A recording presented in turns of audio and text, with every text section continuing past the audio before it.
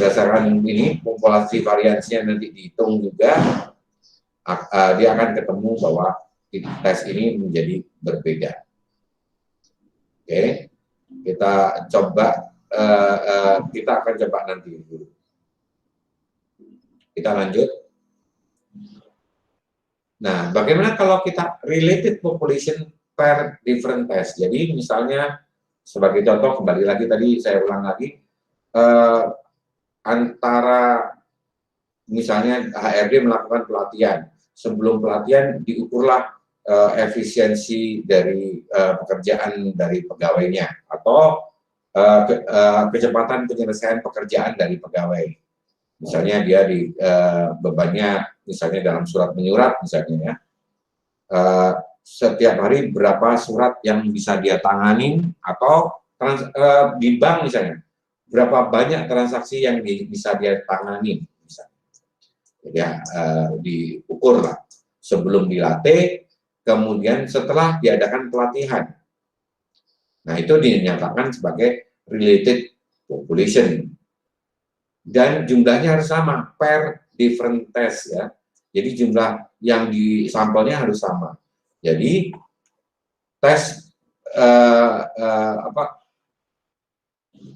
yang untuk menguji rata-rata dari dua populasi sampel yang berhubungan harus pair atau match sampelnya yang sama. Orang itu tadinya belum dilatih diukur, orang itu setelah dilatih diukur, kemudian pengukurannya dilakukan sebelum dan sesudah, dan perbedaannya antara pengukuran tersebut kita simbolkan dengan DI, different I, X1I dikurangi X2I, sampel 1 ke I dengan sampel kedua ke I. Dengan mengeliminasi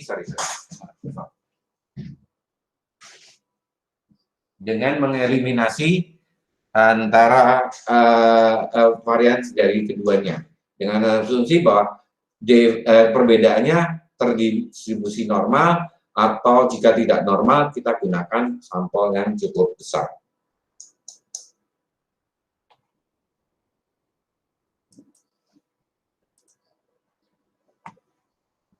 Related sample per maka perbedaan ke I sama dengan DI sama dengan D1I dikurangi X2I.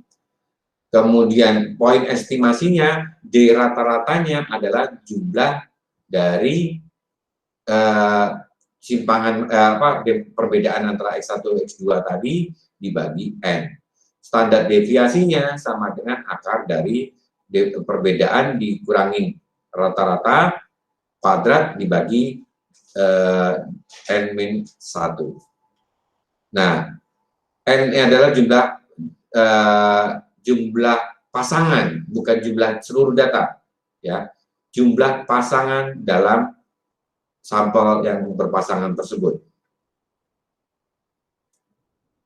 Jadi uji statistiknya untuk ini adalah T statistik sama dengan D rata-rata dikurangi rata-rata populasi, rata-rata perbedaan populasi dibagi standar deviasi dibagi akar N, di mana T statnya dicari pada degree of freedom-nya, karena dia pasangan dianggap degree of freedom-nya 1.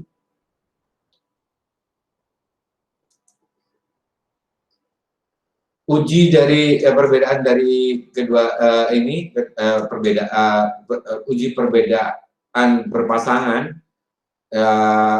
bisa menggunakan 3 macam hipotesis ini, yaitu lower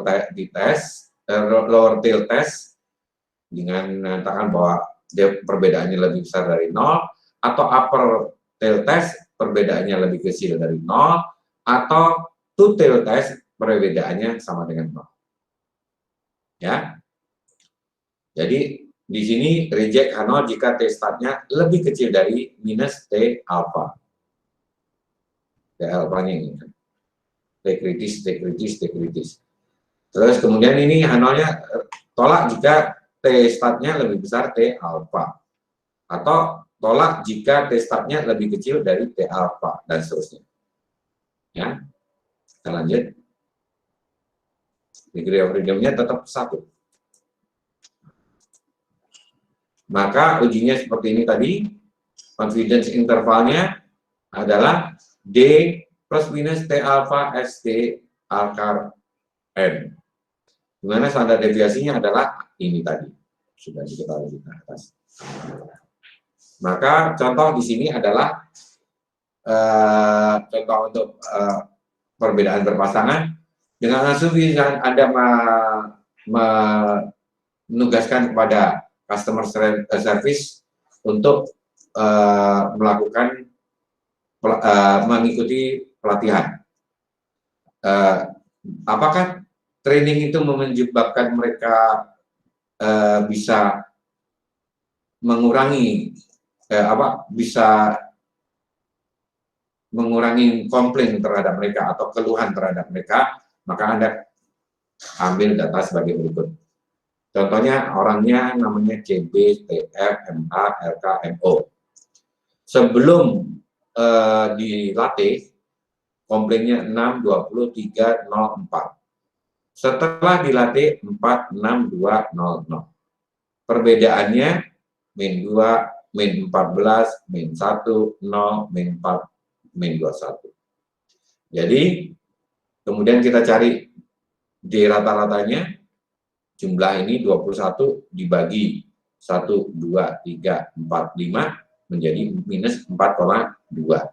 Standar deviasinya sama, berarti DI ini masing-masing dikurangi dengan 4,2, ya.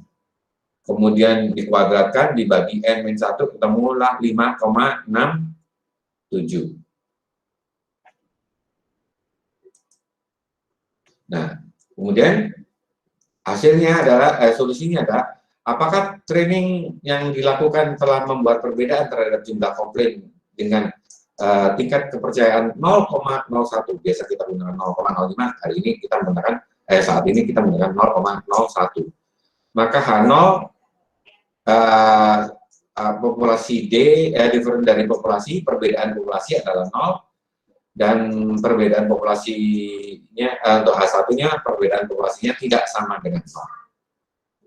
Jadi di sini alfanya adalah 0,01 dan difference-nya adalah minus 4,2. Maka T-nya ini alfa dibagi 2 sama dengan 0,005, dicari ini sama dengan dicari di tabel T 0,005 dan N-nya adalah DF-nya atau degree of derajat bebasnya N-1 adalah 4, diperolehlah hasil hasil T kritis itu adalah plus minus 4,604 plus, ini minus plus, ya. Kemudian kita sudah hitung tadi T start sama dengan berapa? T start sama dengan D min mu D-nya 0, ya, min 4, min 0, standar deviasi akar N, dan seterusnya ketemu minus 1,66. Minus 1,66 kalau di dalam ini terletak di lebih besar dari minus 4,604. Berarti dia berada di daerah tidak bisa menolak H0. Do not reject H0 atau T start tidak boleh tidak berada dalam area penolakan. Kesimpulannya tidak cukup bukti bahwa jumlah hasil training mengubah jumlah komplain. Berarti mungkin trainingnya nggak cocok, gitu ya, kira-kira gitu. Oke? Ada pertanyaan?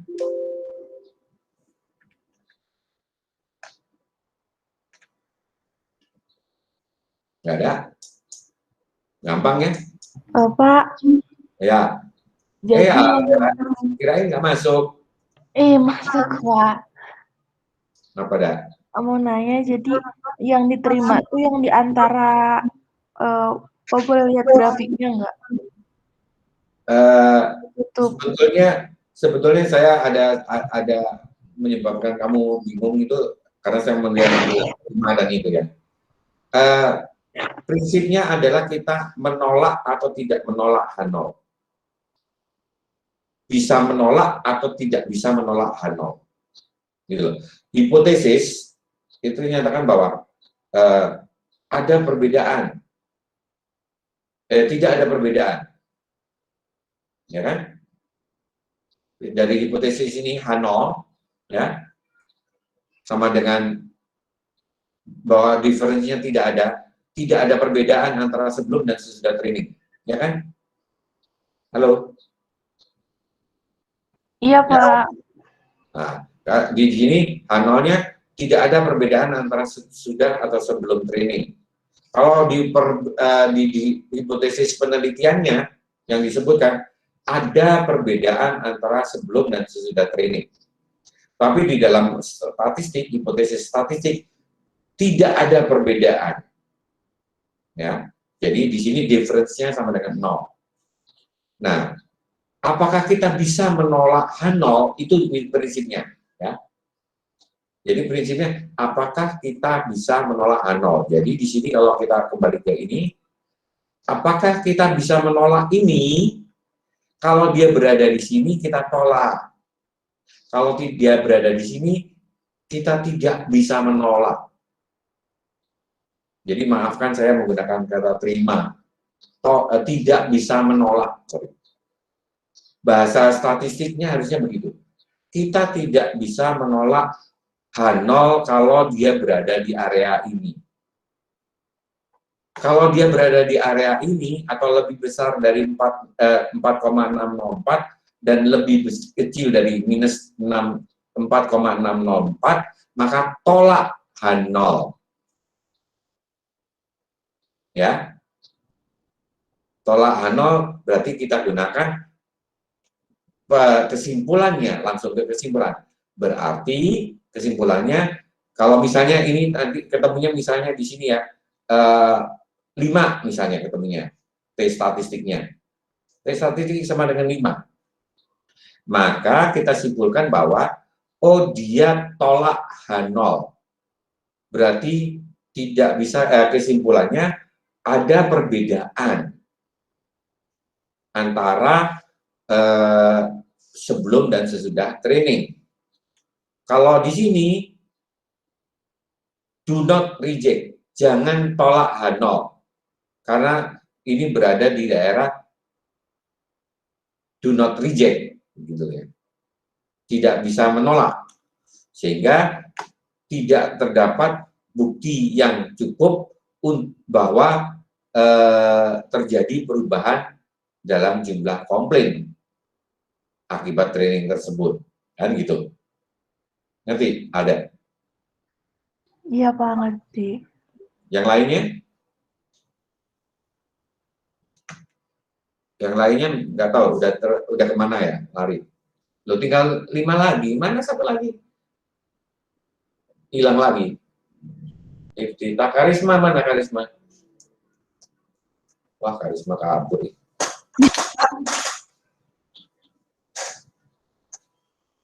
Oke, kita lanjut.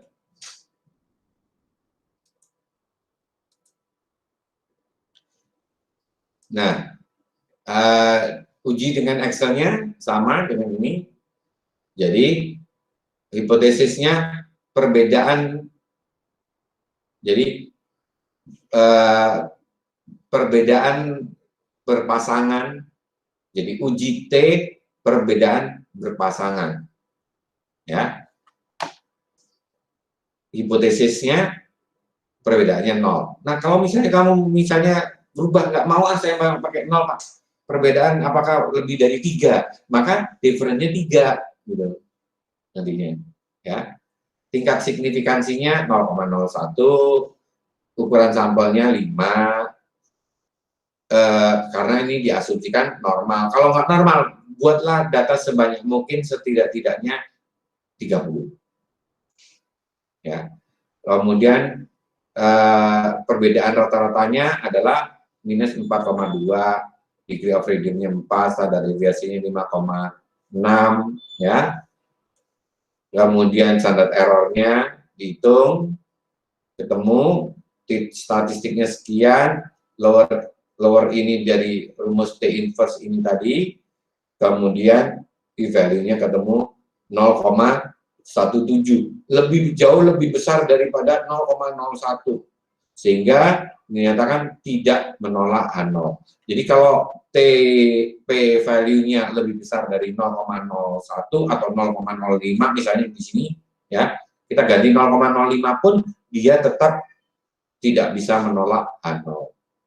Artinya tidak ada perbedaan antara, baru kamu nanti pembahasan, tidak ada perbedaan antara training yang sebelum atau sesudah jumlah komplain yang diterima oleh karyawan, baik sebelum ataupun sesudah training. Mungkin perlu diperbaiki trainingnya. Gitu.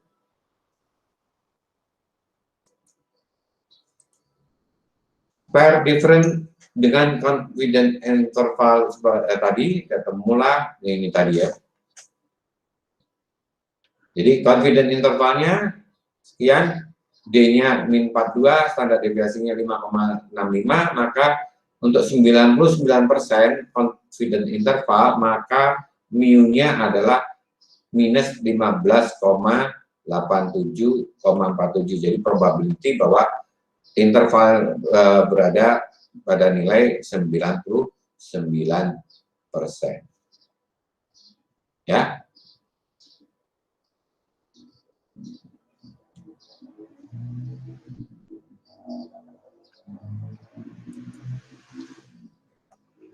Nah, boleh saya istirahat sekitar 10 menit?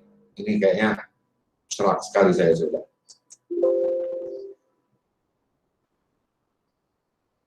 Kamu juga boleh istirahat 10 menit deh.